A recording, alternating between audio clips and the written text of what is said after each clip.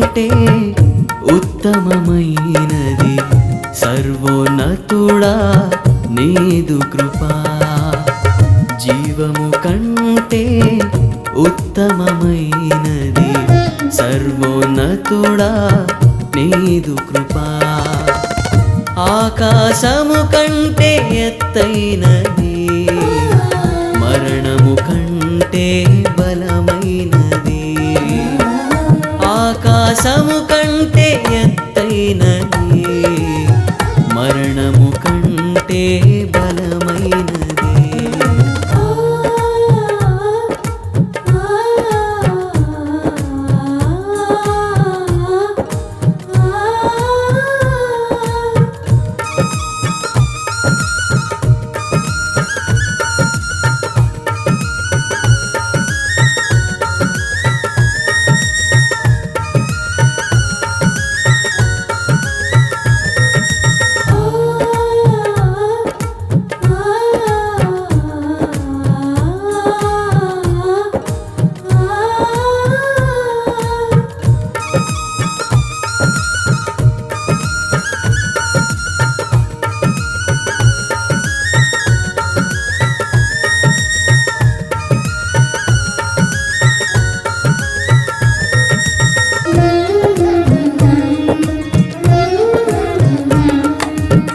దేవుని వాక్యాన్ని ధ్యానం చేద్దాం.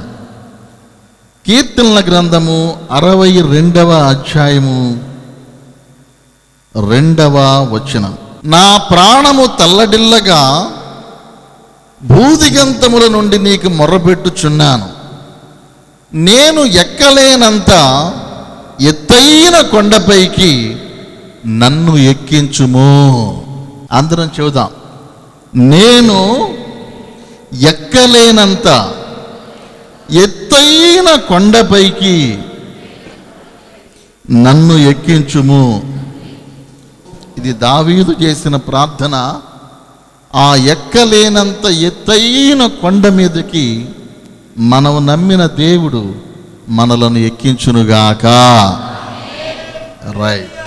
పూర్వదినాలలో దేవుని గురించినటువంటి అవగాహన కలిగి దేవుని గురించి ఒక మంచి అభిప్రాయము కలిగినటువంటి వ్యక్తి దేవుడు ఎలా ఉంటాడో, దేవుడు ఎవరో, దేవుడు ఏమై ఉన్నాడో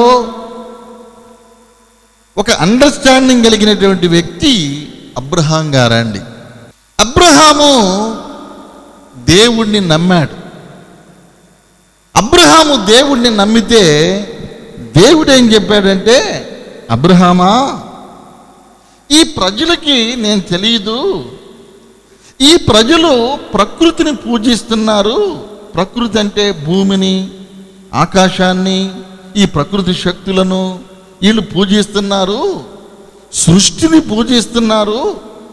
ఈ సృష్టి దేవుడు కాదు, సృష్టిని చేసినటువంటి వాడు దేవుడు అని నువ్వు గుర్తించావు కనుక నన్ను నేను నీకు ప్రత్యక్షపరుచుకున్నాను అని దేవుడు అబ్రహాముకి ప్రత్యక్షపరుచుకున్నాడు. అందుకనే ఆయన్ని అబ్రహాము దేవుడు అని పిలిచారు. దేవునికి స్తోత్ర. అబ్రహాము కంటే ముందు నోవాహు ఉన్నాడు కదా, నోవాహు దేవుడు అని పిలిచారా అంటే పిలువలా. నోవాహు కంటే ముందు ఆదాము ఉన్నాడు, ఆదాము దేవుడు అన్నారంటే అనలేదు. ఆయన అబ్రహాము దేవుడుగా పిలువబడ్డాడు. అబ్రహాము దేవుడుగా ఎందుకు పిలువబడ్డాడంటే దేవుడెవరో అబ్రహాముకి అవగాహన అయింది. దేవుని యొక్క మనసు ఏంటో అబ్రహాముకి అవగాహన అయ్యింది. ఈరోజు దేవుని మందిరానికి వెళ్ళినా, దేవుని వాక్యాన్ని బోధిస్తున్నా, ఎన్నో మెసేజ్లు చెబుతున్నా, ఎంతగానో చదువుకున్నా కానీ దేవుని గురించిన సరి అయిన అవగాహన చాలామందికి లేదు.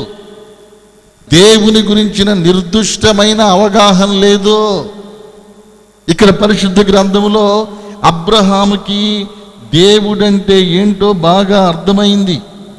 ప్రకృతి శక్తులు దేవుడు కాదని ఆయనకి తెలిసింది. దేవుడు ఒక ప్రత్యేకమైన వాడని అర్థమైంది. ఆయనకి అర్థమైంది గనక దేవుడు తన్ను తాను ప్రత్యక్షపరుచుకొని అబ్రహాముకి దేవునికి మధ్య ఒక ఒప్పందం జరిగింది. దేవునికి అబ్రహాముకి మధ్యలో ఒక ఒప్పందం జరిగింది. ఏంటి ఆ ఒప్పందము అంటే, అబ్రహాము దేవుణ్ణి నమ్మాలి, దేవుడు అబ్రహాముని ఆశీర్వదించాలి. ఇది ఒప్పందం. ఒప్పందం అంటే ఇద్దరు మనుషుల మధ్యలో జరిగేది, దాన్నే ఒప్పందం అంటారు, కాంట్రాక్ట్. ఇద్దరు వ్యక్తుల మధ్యలో జరిగేదే ఒప్పందం. ఇక్కడ ఒప్పందంలో ఉన్నవారు ఎవరు? ఒకవైపు అబ్రహాము, ఒకవైపు దేవుడు. దేవుని వైపు నుంచి ఏంటి?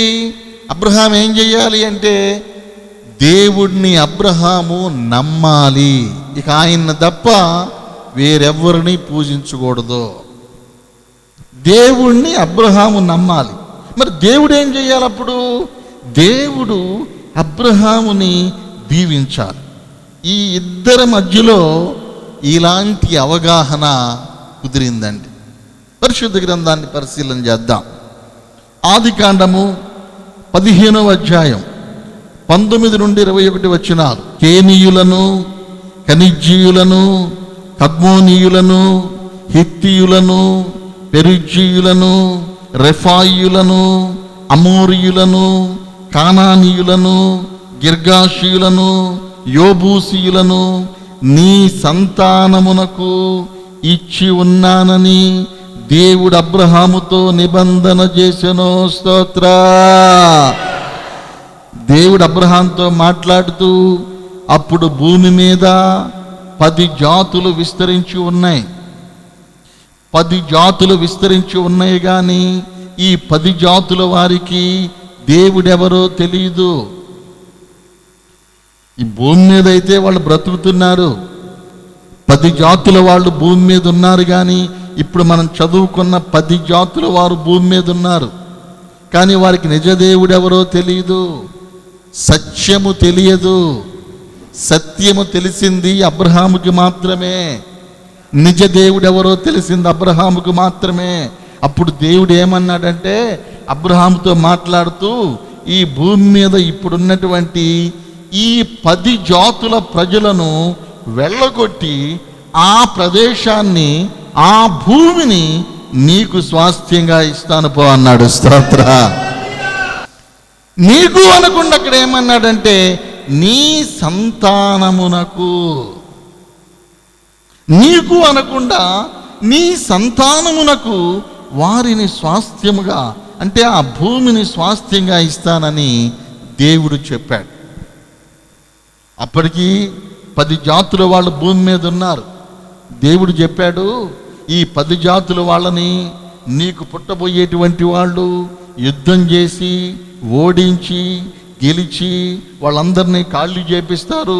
ఈ భూమి నేను నీకు ఇవ్వబోతున్నాను, నేను నీకు ఇవ్వబోయే ప్రదేశం ఇదే, నీ సంతానానికి ఇవ్వబోయే ప్రదేశం ఇదే. ఇప్పుడు నువ్వు చూస్తున్నటువంటి 10 జాతుల వాళ్ళు తర్వాత ఉండరు, నీ తరములో ఉన్నారు, నీ తర్వాత తరములో ఉంటారు. నీ పిల్లల పిల్లలు వచ్చేసరికి భూమి మీద ఈ 10 జాతులు లేకుండా క్లీన్ చేసేసి వారి మీద యుద్ధం చేసి మీరందరూ స్వాధీనపరుచుకుంటారు. ఆ భూమి నీ సంతానానికి నేను ఇస్తున్నాను పొమ్మని దేవుడు వాగ్దానం చేశాడు. స్తోత్ర. అప్పుడు ఏం జరిగిందయ్యా అంటే, భూమి మీద ఉన్నటువంటి ఈ 10 జాతులలో యోబూసీయులు అనేటువంటి ఒక జాతి ఉంది. ఇప్పుడు మనం చదువుకున్నటువంటి భాగంలో వాళ్ళు కూడా ఉంటారు. 10 జాతుల గురించి చెప్పాను, చదివాను కదా.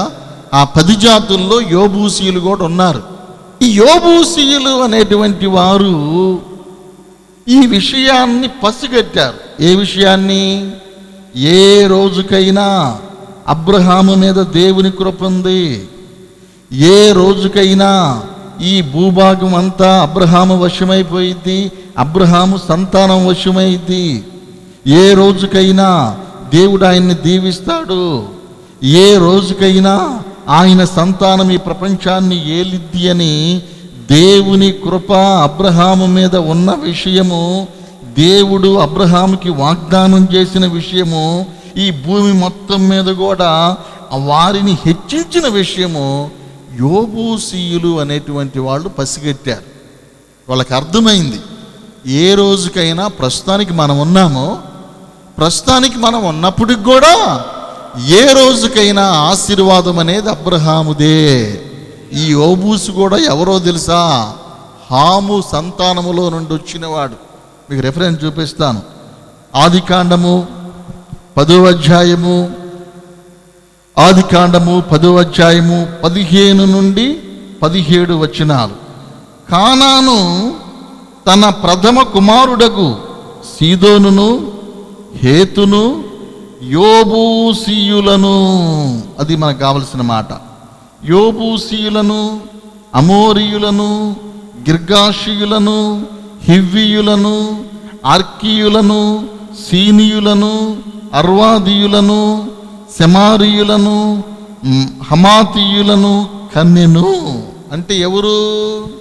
ఈ యోబూసీయులు అనేటువంటి వారు కానాను సంతానము. కానాను ఎవరు? హాము సంతానము. హాము ఎవరు?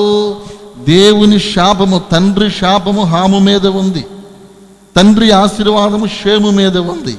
షేము సంతానమేమో అబ్రహాము, హాము సంతానమేమో చాలామంది ఉన్నారు, వారిలో యోబూసీయులు ఒకరు. ఈ యోబూసీయులకు ఒక విషయం అర్థమైంది, మనము హాము సంతానము, మన మీద శాపం అనేది ఉంది. ప్రస్తుతానికి బాగానే ఉన్నా ఏ రోజుకైనా సరే మనం బలహీనపడతాము. ప్రస్తుతానికి అబ్రహాం ఒంటరిగా ఉన్నాడు. ఈరోజు అతను ఒంటరివాడైనా ఏ రోజుకైనా ఈ ప్రపంచం మొత్తం అబ్రహాము స్వాధీనంలోకి వెళ్ళిపోతుంది. అబ్రహాము సంతానం స్వాధీనంలోకి వెళ్ళిపోతుంది. అబ్రహాం కుటుంబం మీద ఆశీర్వాదం ఉంది, అబ్రహాం మీద దేవుని దీవెన ఉందని యోబూసీయులకు అర్థమైంది. స్తోత్ర, హల్లెలూయా. అబ్రహాముకి ఆశీర్వాదము ఉంది గనుక అబ్రహాముతో గొడవ పెట్టుకోవటం కంటే, అబ్రహాముతో యుద్ధం చేయటం కంటే అబ్రహాముతో మంచిగా ఉండటం మంచిదని ఈ యోబూసీయులు నిర్ణయించుకున్నారు. దేవునికి స్తోత్ర. దేవుడు అబ్రహాము పక్షంగా ఉన్నాడు, దేవుడు అబ్రహాముకు తోడుగా ఉన్నాడు. దేవుని కృప ఉన్నటువంటి అబ్రహాముతోటి యుద్ధం చేయటం మంచిది కాదు. అతను ఒక్కడే అవ్వచ్చు, భూమి మీద అతను ఒక్కడే అవ్వచ్చు, అయినా అతనికి దేవుడు తోడున్నాడు. అతనితో యుద్ధం చేయటం మంచిది కాదు, అతనితో గొడవలు పెట్టుకోవటం మంచిది కాదు. ఎందుకంటే దేవుడు ఏమన్నా కలుగు చేసుకుంటాడేమోనని ఈ యోబూసీలు అనే వాళ్ళు ఏం చేశారంటే అబ్రహాముతో మంచిగా ఉండటానికి ప్రయత్నం చేస్తున్నారు. దేవునికి స్తోత్ర. ఇంతలో ఏం జరిగిందంటే అబ్రహాం గారి భార్య చనిపోయింది. అబ్రహాం గారి భార్య చనిపోగానే షారా చనిపోయినప్పుడు అబ్రహాంకి సెంటు భూమి లేదు. మరి షారాని ఎక్కడ పాతి పెట్టాలి? ఈమెను ఎక్కడ సమాధి చేయాలి? అందుకని అప్పుడు ఈ యోబూసీయుల్లో నుండి వచ్చినటువంటి వారి దగ్గరికి వెళ్ళాడు. వెళ్ళి, అయ్యా నా భార్య చనిపోయిందయ్యా,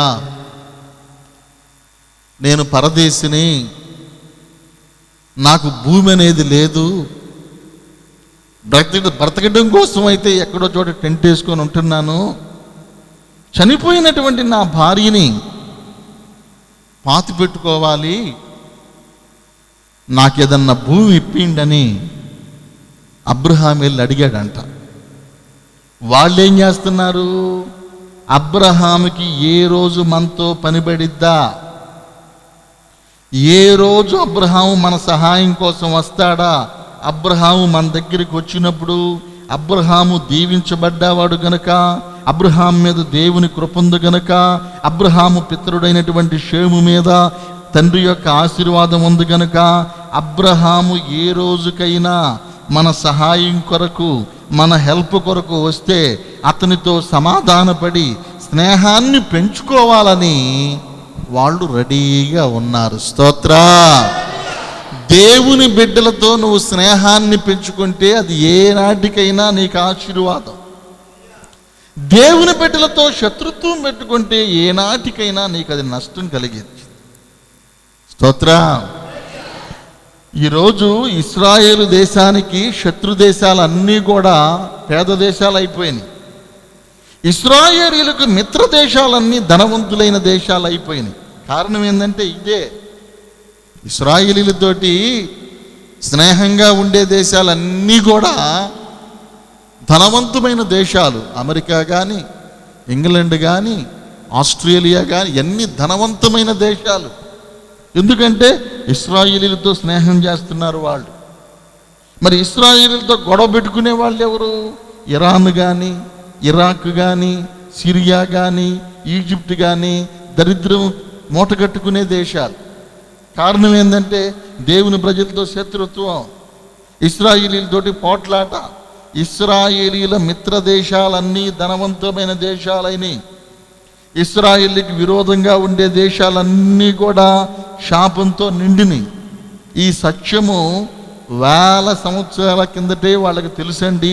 అందుకని అబ్రహాంతో గొడవ పెట్టుకోకూడదు. అబ్రహాము ఒక్కడే అవ్వచ్చు, మనం బలవంతులం అవ్వచ్చు, అయినా అబ్రహాంతో కలిసి ఉందామని వాళ్ళు అబ్రహాం దగ్గరికి వచ్చారండి. చివరికి అబ్రహాం ఒక రోజున భార్య చనిపోయిన సందర్భంలో వాళ్ళ దగ్గరికి వెళ్ళటం జరిగింది. అప్పుడు కూర్చున్నారు. అబ్రహాం ఈ ధరని కూర్చున్నాడు, వాళ్ళు పెద్ద మనుషులందరూ ఆ ధరని కూర్చున్నారు. ఇద్దరి మధ్య డిస్కషన్ జరుగుతుంది. అబ్రహాం గారు ఏంటండి ఇలా వచ్చారంటే, అబ్రహాం చెబుతున్నాడు, అయ్యా నేను మీ మధ్యలో ఉన్నాను, మీలో ఒకడిగా ఉన్నాను, మీతోటే కలిసి బ్రతుకుతున్నాను. నా భార్య చనిపోయింది, ఈమెను పాతి పెట్టుకోవాలి, మరి నాకు మీ సహాయం ఈ రోజున అవసరమైందయ్యా అన్నాడు. వాళ్ళు ఏం చేశారు? పాతి పెట్టుకోవటమే కదా, నీకు ఇష్టం వచ్చిన కాడ పాతి పెట్టుకోపో, నీకు నచ్చిన కాడ పాతి పెట్టుకో, నువ్వు మాలో ఒకడివి, నిన్ను మేమేం అనం, మీకు కావాల్సిన దగ్గర పాతి పెట్టుకోపో అని. అప్పుడు అబ్రహాం అంటాడు, ఈరోజు నేనంటే మీకు ప్రేమ ఉంది, మీరంటే నాకు ప్రేమ ఉంది, మనిద్దరం సహవాసంగా ఉంటున్నాం, మనిద్దరం స్నేహితుల్లాగా ఉంటున్నాం, మనందరం కలిసి ఉంటున్నాం. ఇదే ప్రేమ, ఇదే స్నేహము చివరిదాకా భవిష్యత్తులో, అంటే మన తరంలో ఉన్న మన పిల్లల తరంలో ఉండిద్దో ఉండదో. ఇప్పుడు నాకు మీకు మధ్య అవగాహన ఉంది, బాగానే ఉంది. ఈరోజు మంచితనం మీద పాతి పెట్టుకోవయ్యా అన్నారు. రేపు పొద్దున్నే మీ కొడుకులు వచ్చేసి ఏడెందుకు బాధ పెట్టావు తీసేయమంటే నేనేమన్నాను? అప్పుడేంటి పరిస్థితి నాది? మీ కొడుకులో మనవుల్లో తరం వచ్చింది, ఇప్పుడు మీరు చచ్చిపోతారు, మీ తర్వాత వాళ్ళ తరం వచ్చింది, ఏడెందుకు బాధ పెట్టారని అప్పుడు మేమేం చేయాలి? అందుకని అబ్రహాం గారు అంటాడు, నాకు మీరు ఇచ్చేటువంటి శ్మశానపు భూమి పర్మనెంట్గా ఇవ్వండి, దాని రేట్ ఎంతో నేను డబ్బులు కట్టేస్తాను అన్నాడు. స్తోత్ర. ఆయన ఏమన్నాడు తెలుసా? నా భార్యను పాతి పెట్టడానికి ఇచ్చేటువంటి భూమి నాకు పర్మనెంట్గా ఇవ్వాలి. నేను చచ్చిపోయినా నా కొడుకులు రావచ్చు, వాళ్ళు చచ్చిపోయినా వాళ్ళ కొడుకులు రావచ్చు, వాళ్ళు చచ్చిపోయినా వాళ్ళ కొడుకులు రావచ్చు. ఒప్పందం మాత్రం ఎన్ని తరాలు మారినా కరెక్ట్గా ఉండాలి. అందుకని నాకు మీరు ఏ భూమి ఇస్తారో ఆ భూమి ఎంతని చెప్పండి, దాని వెల నేను చెల్లిస్తాను, ఇద్దరం ఒప్పంద పత్రాలు రాసుకుందామని అనుకున్నారు. అప్పుడు వాళ్ళు ఏమన్నారో తెలుసా? ఇదిగో, ఏ రోజుకైనా దేవుడు నిన్ను దీవిస్తాడు, మా మధ్యలో ఈ దేశం అంతా మాదే, ఈ ప్రాంతం అంతా మాదే, మా దేశము మధ్యలో నువ్వు భూమి అడుగుతున్నావు, ఇస్తాము. ఈ భూమిని ఇచ్చిన తర్వాత నీ సంతానము, నీ పిల్లలు కానీ నీ మనవ సంతానం కానీ పెద్దవాళ్ళై దీవించబడినాక యుద్ధం చేసి మమ్మల్ని అందరినీ ఓడించి ఈరోజు మీకు కొద్దిగా చోటిచ్చాము, మా దేశం అంతా ఆక్రమిస్తే అప్పుడు పరిస్థితి ఏందన్నారా? మా దేశం అంతా ఆక్రమిస్తే అప్పుడు మీ పరిస్థితి ఏంటి? ఇప్పుడు ఏం చేయాలి మేమంటే, అప్పుడు అబ్రహాం గారికి వారికి మధ్యలో ఒక ఒప్పందం జరిగింది. మీరు జాగ్రత్తగా వినండి. స్తోత్రం. ఏంటి ఆ ఒప్పందము అంటే, అబ్రహాము కానీ అబ్రహాము సంతానం కానీ యోబూసీల జోలికి వెళ్ళకూడదు. అబ్రహాము కానీ అబ్రహాము సంతానము కానీ యోబూసీల జోలికి వెళ్ళకూడదు. వారితో యుద్ధం చేయటం కానీ వారి భూమిని స్వాధీనం చేసుకోవటం కానీ చేయకూడదు. వాళ్ళు ఏం చేస్తారు, ఇప్పుడున్నటువంటి భూమిని పర్మనెంట్గా అబ్రహాంకి రాసిస్తారు, అది దాటి వెళ్ళకూడదు ఆయన. అప్పుడు అబ్రహాం చెప్పాడు, అయ్యా నేను మీకు ఎప్పుడు కూడా తిరుగుబాటు చేయను, నేను మీతో ఎప్పుడు గొడవ పెట్టుకోను, మీ పక్షంగానే ఉంటా. నా కొడుకు పుట్టాడనుకో, నా కొడుకు నేను చెప్పుకొని, నా పిల్లలకి నేను చెప్పుకొని, నేను ఎట్టా స్నేహంగా ఉన్నానో వాళ్ళు కూడా అలానే ఉంటారు. నాకు మనవాళ్ళు పుట్టారనుకో, వాళ్ళకు కూడా చెప్పుకొని, వాళ్ళు కూడా మనందరం కలిసి ఉండేలాగా చెప్పుకుంటాం. ఆ మనవాళ్ళు కూడా ఎవరన్నా పుట్టారనుకో, అప్పుడు నేను ఉండను కదా. నేనున్నంత వరకు నేను కానీ నా కొడుకులు కానీ నా మనవళ్ళు కానీ ఈ ఒప్పందం నుండి విడుదల పొందరు. చెప్పినట్టుగానే చేస్తామని ఇద్దరు ఒప్పందం చేసుకుంటే, వాళ్ళు చర్మపు కాగితాలు తీసుకొచ్చి చర్మపు కాగితాల మీద జాగ్రత్తగా రాసి, నీకు మక్పేలా గుహనిస్తున్నాము, దీని చుట్టుకొలత ఎంత, పొడవు ఇన్ని కిలోమీటర్లు, వెడల్పు ఇన్ని కిలోమీటర్లు, ఇందులో చెట్లు నీయే, ఇందులో గుహ నీదే అని అన్ని ఒప్పందం రాసి ఇచ్చారు. వాళ్ళు పేపర్ రాసి ఇచ్చారు. మరి అబ్రహాం గారు కూడా ఇయ్యాలిగా. ఈయన ఏం చేశాడంటే, ఒక గుడ్డివాడి బొమ్మ, ఒక కుంటివాడి బొమ్మ వాళ్ళకి ఇచ్చాడు. స్తోత్ర చెప్పండి, హల్లెలూయా. వాళ్ళు ఏమిచ్చారు, వాళ్ళ భూమి తాలూకు కాగితాలు రాసి ఇచ్చారు, డాక్యుమెంట్ ఇచ్చారు, నీకే హక్కు అని రాసి ఇచ్చారు. మరి అబ్రహాం గారు ఏమిచ్చాడు, ఒక కుంటివాడి బొమ్మని గుడ్డివాడి బొమ్మని ఇచ్చాడు. ఏందయ్యా ఇచ్చావు మాకన్నారు. అబ్రహాం యొక్క వృత్తి ఏంటి, బొమ్మలు చేసేవాడు. అబ్రహాం నాన్న బొమ్మలు చేసే వ్యాపారం వాళ్ళది, బిజినెస్. బొమ్మలు చేయటం అబ్రహాంకి వచ్చు కాబట్టి అబ్రహాము భాష బొమ్మల భాష. 2 బొమ్మలు చేశారు. ఏమేమి బొమ్మలు చెప్పండి. ఒకటేమో గుడ్డివాడిది, ఇంకో బొమ్మ ఏమో కుంటివాడిది. ఈ 2 బొమ్మలు చేసి వాళ్ళకి ఇచ్చి, ఈ 2 బొమ్మలు నా సంతానము, ఒకటి కొడుకు ఒకటి మనవడు. నా తరం కానీ నా కొడుకు తరం కానీ నా మనవడి తరం కానీ మీ జోలికి రాము, ఆ తర్వాత వచ్చేటువంటి వాళ్ళ గురించి నేను చెప్పను, నాకేం తెలుసు అని ఆ బొమ్మ వాళ్ళకి ఇచ్చి ఒప్పందం చేసుకున్నాడు. దేవునికి స్తోత్ర, హల్లెలూయా. ఇక్కడ గుడ్డివాడెవరో కుంటివాడెవరో అంటే, గుడ్డివాడేమో ఇస్సాకు, కుంటివాడేమో యాకోబు. బైబిల్లో నుండి చూద్దాం. పరిశుద్ధ గ్రంథంలో నుండి ఆదికాండము 27వ అధ్యాయం 1వ వచనం. ఇస్సాకు వృద్ధుడు, అతని కన్నులకు మంద దృష్టి కలిగినప్పుడు, ఇస్సాకు వృద్ధుడై అతని కన్నులకు మంద దృష్టి కలిగినప్పుడు. ఇస్సాకు ఏందంట, చూపు లేదు సరిగ్గా, అందుకనే మోసం చేశారు ఇస్సాకుని. తనకు పుట్టేటువంటి బిడ్డల్లో ఒక వ్యక్తికి చూపు తగ్గిపోయిద్దని అబ్రహాంకి ముందే తెలుసు. అక్కడ పుట్టను కూడా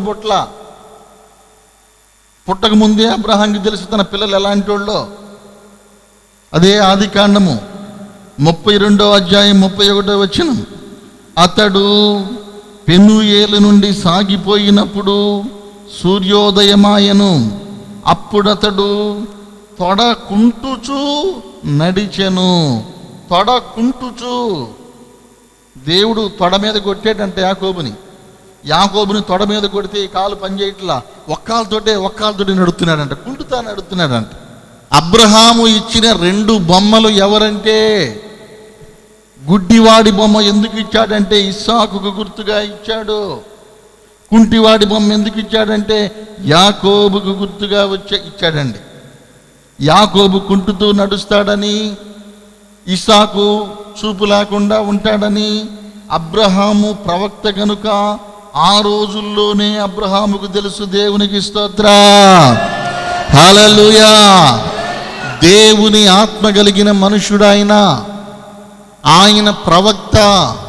భవిష్యత్తులో ఎవరు ఎలా ఉంటారో, ఎవరి జీవితాలు ఎలా ఉంటాయో, ఎవరికి ఏమైద్దో అన్నీ అబ్రహాముకి ఆ రోజు తెలుసండి. అప్పుడు ఈ 2 బొమ్మలు ఇచ్చి, ఒకడేమో పెద్ద కొడుకయ్యా నాకు, రెండోవాడేమో మనవడు, వాడు నిన్నేం చేయడు, ఈడు నిన్నేం చేయడు, నాది బాధ్యత. వాళ్ళు ఎవరైనా వస్తే ఈ బొమ్మలు చూపించండి, మీ తండ్రితో వాగ్దానం అని ఆ బొమ్మలు గుర్తుగా ఇచ్చాడు. స్తోత్రం. అప్పటికి వీళ్ళు పత్రాలు మార్చుకున్నాడు. ఆదికాండము 23వ అధ్యాయం 16వ వచనం. అబ్రహాము ఎఫ్రోను మాట వినెను, కాబట్టి హేతు కుమారులకు వినబడినట్లు ఎఫ్రోను చెప్పిన వెల, అనగా వర్తకులలో చెల్లు 400 తులముల వెండిని అబ్రహాము తూచి ఇచ్చెను. వాళ్ళు చెప్పినటువంటి డబ్బులు వాళ్ళకి ఇచ్చేశాడు, వాళ్ళ కాగితాలు ఇచ్చేశారు. మరి వాళ్ళ దగ్గర ఏం లేదుగా, అప్పుడు ఈ బొమ్మలు వాళ్ళకి ఇచ్చాడు. ఇదే ఒప్పందం అని జరిగింది. స్తోత్ర. ఈ యోబూసీయులు ఉండేటువంటి ప్లేస్ని, యోబూసీయులు ఉండేటువంటి స్థలము యెరూషలేమండి. యోబూసీయులు ఎక్కడుంటున్నారంటే యెరూషలేములో ఉంటున్నారు. వినాలి బాగా. యోబూసీయులు ఉండే స్థలం యెరూషలేము. యెరూషలేము 7 కొండల మీద కట్టబడింది. వరుసగా 7 కొండలు ఉంటాయి. 7 కొండలు, ఎత్తైనటువంటి కొండలు. అన్నిటికంటే ఎత్తైంది యెరూషలేము. యెరూషలేము మహాపట్నం. ఈ ప్రపంచంలో 7 కొండల మీద కట్టబడినటువంటి పెద్ద పెద్ద సిటీస్ 2 ఉన్నాయి. ప్రపంచంలో 7 కొండల మీద కట్టబడిన పట్టణాలు 2 పెద్ద పట్టణాలు ఉన్నాయి. అందులో ఒకటి యెరూషలేము, రెండవది రోమ్. 7 కొండల మీద కూర్చున్న స్త్రీ అని ప్రకటన గ్రంథం 17లో ఉండిద్ది. ఆ స్త్రీ రోము పట్టణము 7 కొండల మీద కట్టబడింది. తర్వాత యెరూషలేము పట్టణము 7 కొండల మీద కట్టబడిన పట్టణము. 7వ కొండ మీద యెరూషలేము మధ్య భాగంలో యోబూసీయులు అనేవాళ్ళు నివాసం ఉంటున్నారు. దేవునికి స్తోత్రం. ఇప్పుడు ఏం జరిగిందంటే, దేవుడు ఈ భూమి అంతా మీకు ఇచ్చాను, మీరు వెళ్ళి స్వాధీనపరుచుకొని గెలుచుకోండి అనగానే ఇశ్రాయేలీలు వచ్చి, అబ్రహాం తరం అయిపోయింది, అబ్రహాం కుమారుడైనటువంటి ఇస్సాకు వచ్చాడు, ఇస్సాకు తరం అయిపోయింది, ఇస్సాకు తర్వాత యాకోబు వచ్చాడు, యాకోబు తరం అయిపోయింది. ఈ 3 తరం అయినాక 4వ తరం ఇశ్రాయేలీ. దేవుడు ఏమన్నాడంటే, మీ 4వ తరాన్ని దీవిస్తానన్నాడు. కారణం ఏంటంటే, అబ్రహాం మొదటి 2 తరాలతో ఒప్పందం చేశాడు. ఇప్పుడే ఈ భూమిని ఇచ్చేస్తే అబ్రహాం చేసిన ఒప్పందం మాట తప్పినట్టు అయింది. అందుకని దేవుడు ఇస్సాకు కాలంలో కానీ యాకోబు కాలంలో కానీ ఈ భూమిని నీకు ఇవ్వను, వారిద్దరి తర్వాత 4వ తరములో నీకు ఆశీర్వాదం ఇస్తానని ఇశ్రాయేలీలు బయలుదేరారండి. వాళ్ళకి దేవుడిచ్చిన భూభాగాన్ని స్వాధీనం చేసుకుంటున్నారు. వినాలి బాగా. వాళ్ళకి దేవుడిచ్చిన భూభాగాన్ని స్వాధీనం చేసుకొని ఒక పక్క నుండి అందరినీ ఎరుకో దగ్గర నుంచి మొదలుపెట్టారు. ఒక్కొక్క పట్టణాన్ని గెలుస్తూ, ఒక్కొక్క పట్టణాన్ని నాశనం చేస్తూ, ఒక్కొక్క పట్టణాన్ని స్వాస్థ్యంగా తీసుకొని వెళ్ళి వెళ్ళి వెళ్ళి వెళ్ళి యెరూషలేం దాకా వచ్చారు. స్తోత్రం. ఇక యెరూషలేం ఎలా ఉంది? 7 కొండలు అన్నమాట. 7 కొండల మీద యెరూషలేము కట్టబడింది. వీళ్ళు వెళ్ళి 6 కొండల్ని గెలిచారు, కానీ 7వ కొండని గెలవలేకపోయారు. 6 కొండలు స్వాధీనం చేసుకున్నారు. 6 కొండల మీద ఉన్నటువంటి జనాన్ని పారదోలారు, ఆ భూభాగాన్ని ఆక్రమించారు. 7వ కొండ మాత్రం వీళ్ళు ఎక్కలేకపోతున్నారు. కారణం ఏంటంటే, 7వ కొండ మీద యోబూసీయులు ఉన్నారు. యోబూసీయుల దగ్గర ఏముంది? అబ్రహాం ఇచ్చినటువంటి 2 బొమ్మలు ఉన్నాయి. వాళ్ళు ఏమంటున్నారో తెలుసా? మీ తండ్రి టైంలో మాకు ఇచ్చారు బాబు ఈ భూమి. వీళ్ళు యుద్ధానికి బయలుదేరంగానే యోబూసీలు అనే మాట ఏంటంటే, ఇక్కడ ఉన్నటువంటి కుంటివారు గుడ్డివారు మిమ్మల్ని దోలేస్తారు. ఎవరి కుంటివారు గుడ్డివారు? ఇస్సాకు యాకోబు. ఇక్కడ మీ తండ్రి యొక్క ఒప్పందం ఉంది, ఇక్కడ అబ్రహాం యొక్క వాగ్దానం ఉంది. ఇదిగో ఆ రోజుల్లో మీరెవరు ఇక్కడ యుద్ధం చేయరని, ఇదిగో ఈ యొక్క బొమ్మలు గుడ్డివాడికి గుర్తుగా ఇస్సాకుని, కుంటివాడి గుర్తుగా యాకోబుని నీ తండ్రి మాకు ఇచ్చాడు. ఈ గుడ్డివారు కుంటివారు మిమ్మల్ని రానియరు, ఒప్పందం అడ్డం వచ్చింది, మాట అడ్డం వచ్చింది అంటున్నారండి. 6 కొండల్ని గెలిచారు, కానీ 7వ కొండ మాత్రము యోబూసీలే ఉన్నారు. దేశమంతా గెలిచారు, ప్రపంచమంతా గెలిచారు, కానీ అప్పుడు దేవుడు వాగ్దానం చేసింది, ఈ మధ్యలో యోబూస్ ఒక్కటే 7వ కొండ, ఆ ఒక్కటే వీళ్ళ స్వాధీనంలో లేదు, వీళ్ళ కంట్రోల్లో లేదు, అది యోబూసీల కంట్రోల్లో ఉంది. ఆ టైంలో ఇక వరుసగా యెహోషువ కాలంలో యుద్ధాలు జరిగినాయి. యెహోషువ గెలవలేదండి. బైబిల్ చదువుకుంటే యెహోషువ గ్రంథం 10వ అధ్యాయం 26వ వచనం, తరువాత యెహోషువ వారిని కొట్టి చంపి 5 చెట్ల మీద వారిని ఉరిదీసెను, వారి శవములు సాయంకాలం వరకు చెట్ల మీద ఉన్నాయని అక్కడ రాశాడు. ఈ యోబూసు రాజు పేరు అదోనీసెదెకు అన్నమాట. ఈ అదోనీసెదెకుని యుద్ధంలో గెలిచి అతన్ని చంపాడు, కానీ యెహోషువ వాళ్ళ భూమిని మాత్రమే ఆక్రమించల. దేవునికి స్తోత్రం. ఆ తర్వాత ఆ భూమి కాలేబుకి ఇచ్చారు. కాలేబుకి ఇస్తే కాలేబు కూడా యుద్ధాలు చేసి అందరినీ గెలిచాడు, కానీ యోబూస్ జోలికి వెళ్ళలా. న్యాయాధిపతుల గ్రంథం 1వ అధ్యాయం 21వ వచనం, యెరూషలేములో నివసించు యోబూసీయులను బెన్యామీయులను వెళ్ళగొట్టలేదు. యెరూషలేములో ఉన్న యోబూసీయులను కాలేబు కూడా వెళ్ళగొట్టలా, యెహోషువ కూడా వెళ్ళగొట్టలా, ఎవరూ వాళ్ళని వెళ్ళగొట్టలా. దేశమంతా స్వాధీనమైంది, మధ్యలో ఆ ఒక్క కొండ మాత్రమే శత్రువులు. అలాంటి టైంలో దావీదు కాలం వచ్చిందండి. దావీదు గొర్రెలు కాసుకుంటున్నాడంట. దేవునికి స్తోత్రం. వినండి బాగా, దావీదు గొర్రెలు కాసుకుంటున్నాడు. దావీదు చిన్నపిల్లోడు. దావీదు చిన్న వయసులో గొర్రెలు కాసుకుంటూ ఉన్నాడు.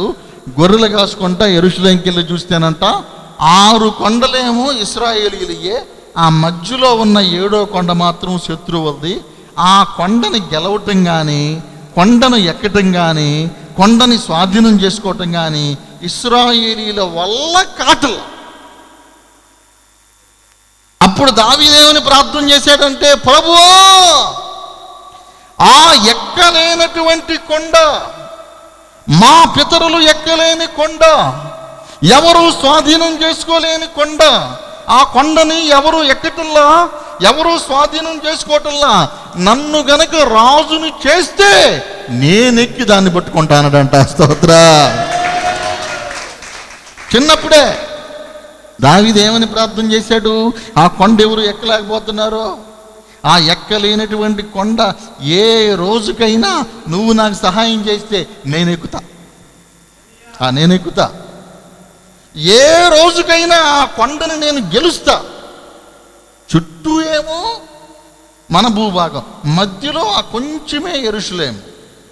ఆ యెరూషలేము హార్ట్ లాంటిది, హృదయం లాంటిది, ఇంపార్టెంట్ ప్లేసు. ఆ మధ్యలో కొండ ఎవ్వడూ గెలవలేకపోతున్నాడండి. దావీదు 62 ఈ కీర్తనలో దావీదు అదే చెప్పేది, ఎక్కలేని ఎత్తైన కొండ నన్ను ఎక్కించు ప్రవ్వా, ఎక్కే బలం నాకు ఇవ్వు, ఎక్కే శక్తి నాకు ఇవ్వు, ఎక్కే ఆశీర్వాదం నాకు ఇవ్వు, నేను ఆ కంట్రోల్లోకి యెరూషలేమును తీసుకొస్తానని దావీదు ప్రార్థన చేశాడు, శపథం చేశాడు.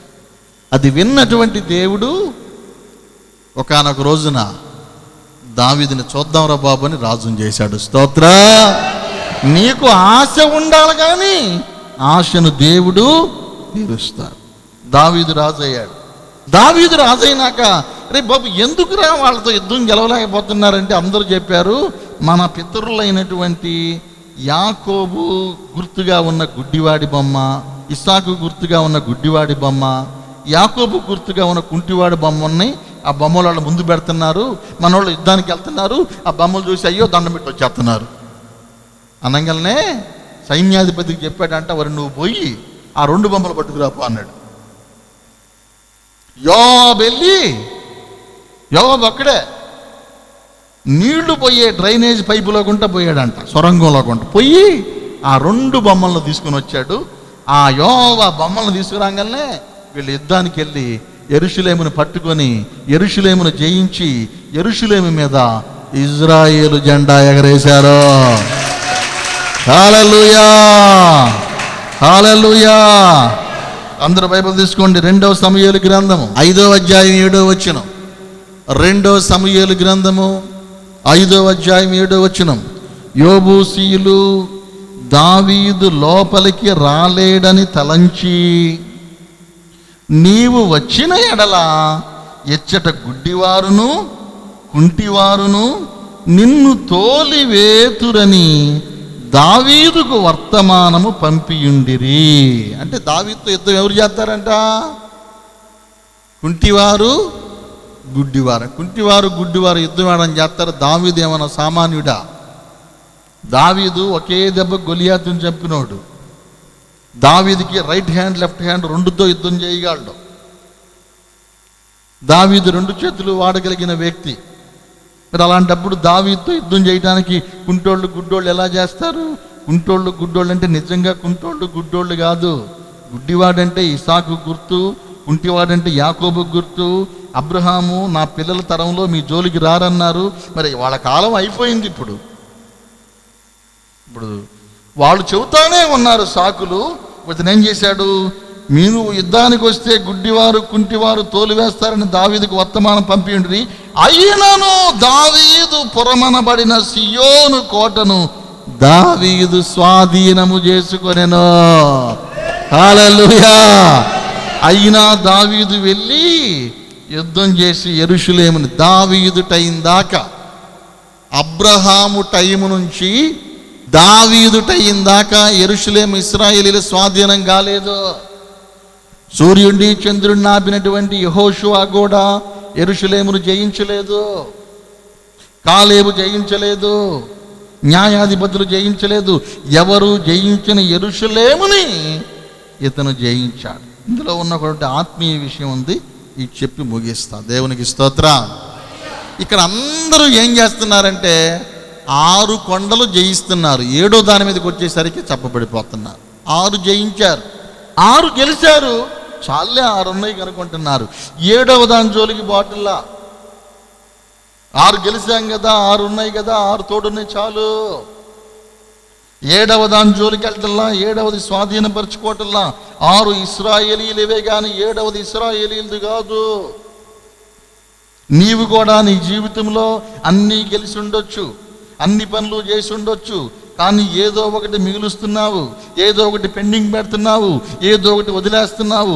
అదే నీకు ప్రాబ్లం అయ్యిద్ది. యేసుప్రభు ఏం చెప్పాడో చూద్దాం.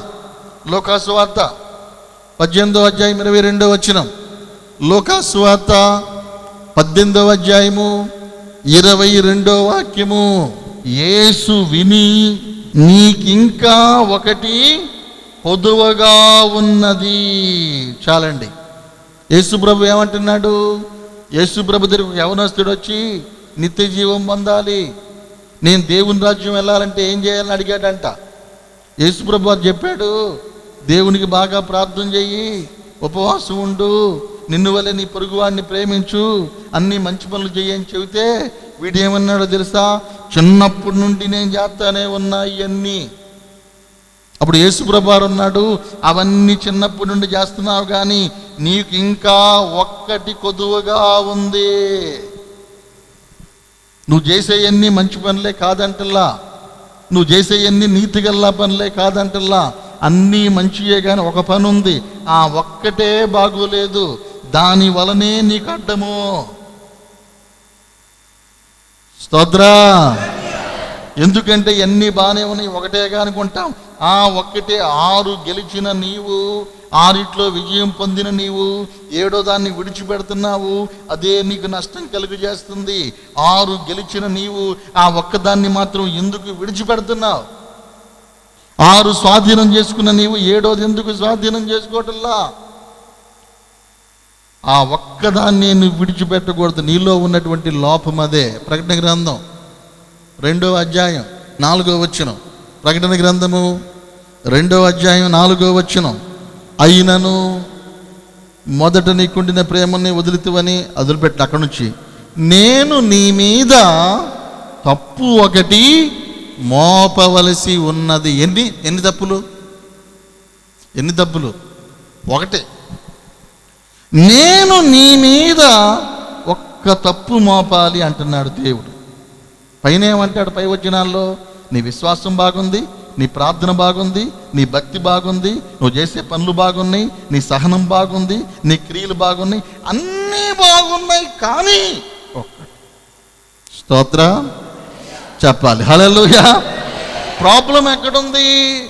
చాలామంది అనుకుంటున్నారు, నేను మంచిగా ఉపవాసం ఉంటున్నాను, నేను బాగా ప్రార్థన చేస్తున్నాను, ఎవరికి అన్యాయం చేయలేదు, ఎవరికి కీడు చేయలేదు, ఎవరికి నష్టం చేయలేదు. నువ్వు చేసేవన్నీ బాగున్నాయి, బాగోలేదని దేవుడు అంటలేదు. నీవు చేసేవన్నీ బాగున్నాయి, కానీ ఒక్కటి ఉంది, ఆ ఒక్కటే ప్రాబ్లం. అన్నీ మంచిగా చేసావు, ఈ ఒక్కటి కూడా మంచిగా చేయి. ఆ ఒక్కదాని దగ్గర పాడైపోవటం ఎందుకు? ఆ ఒక్కదాని దగ్గర చెడు పేరు తెచ్చుకోవటం ఎందుకు? ఆ ఒక్కదాని దగ్గర సైతానికి చోటియటం ఎందుకు?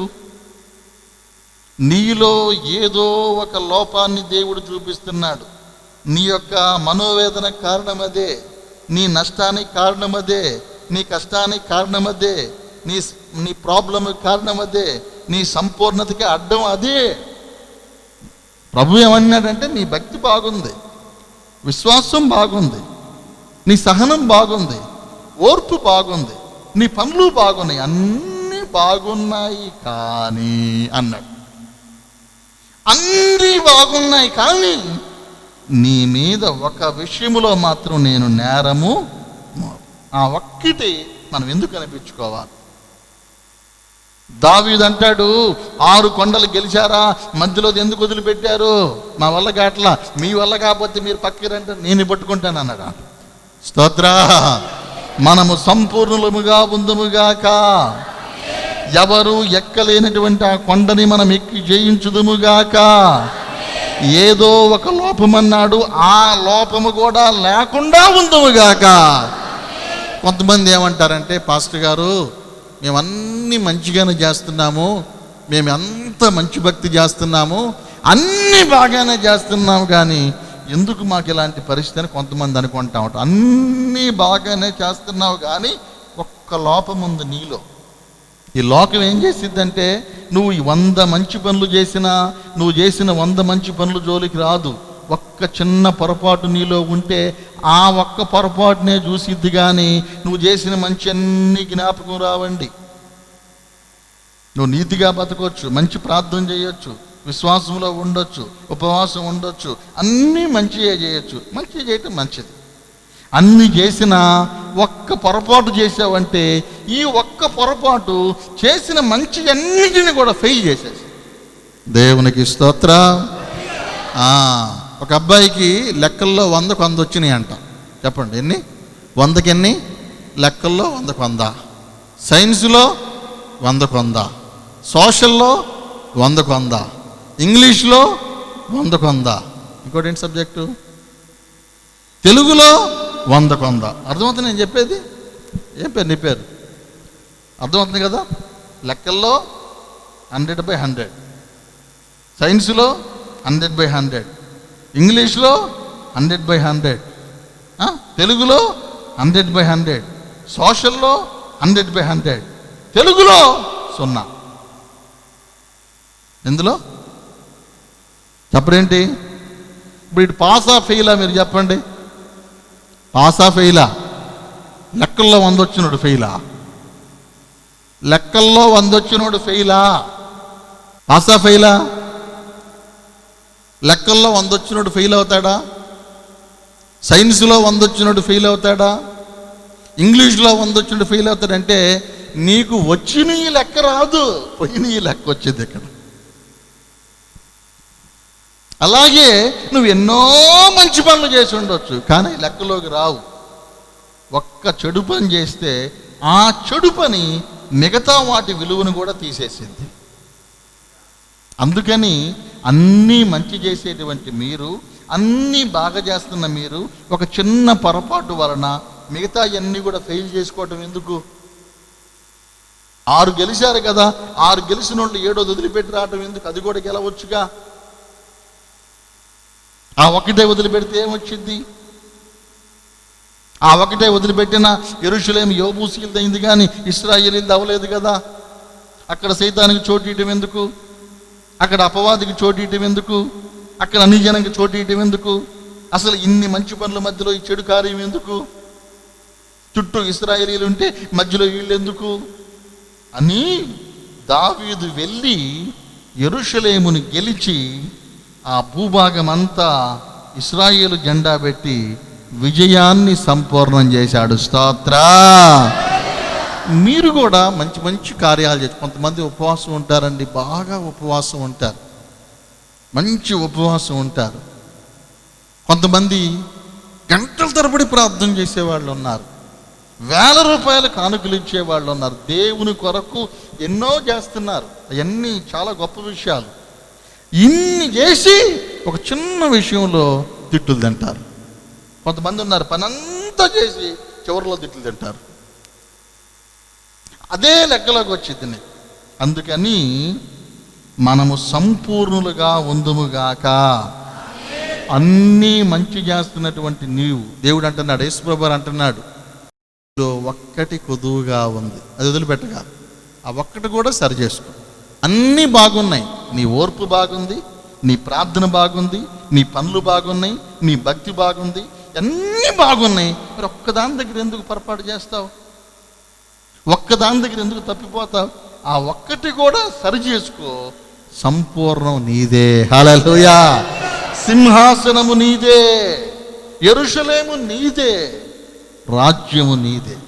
99 మంచి పనులు చేసిన నీవు ఆ ఒక్కటి కూడా చెడు కాకుండా అది కూడా మంచి చేయుదువుగాక.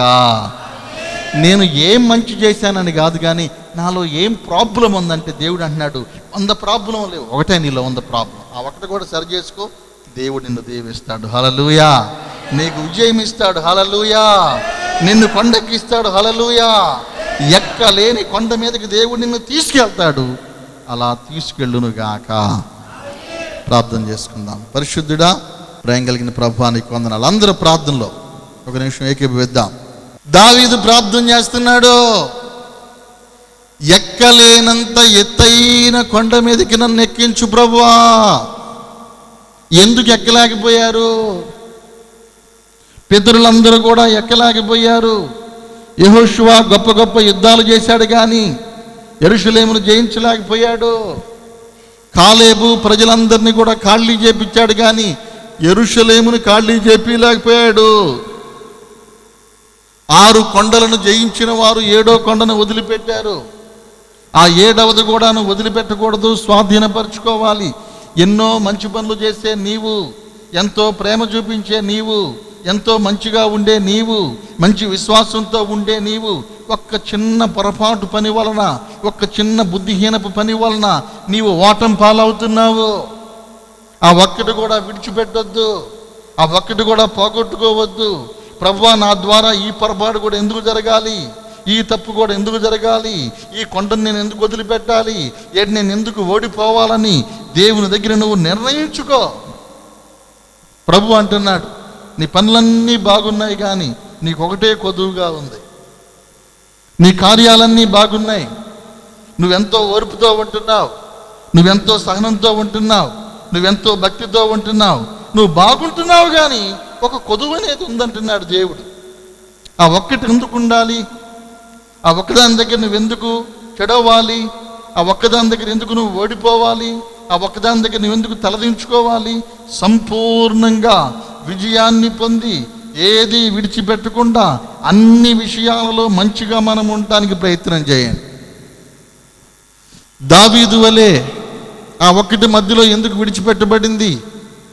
అన్నీ గెలిచిన మనము ఒక్కదాని దగ్గర ఎందుకు వెనకబడిపోవాలి, ఎందుకు ఓడిపోవాలని అది కూడా స్వాధీనపరుచుకున్నాడు.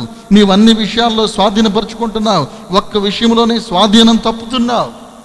అన్నీ కంట్రోల్ చేసుకునే నీవు ఒక్క విషయంలో ఎందుకు కంట్రోల్లో ఉండలేకపోతున్నావు?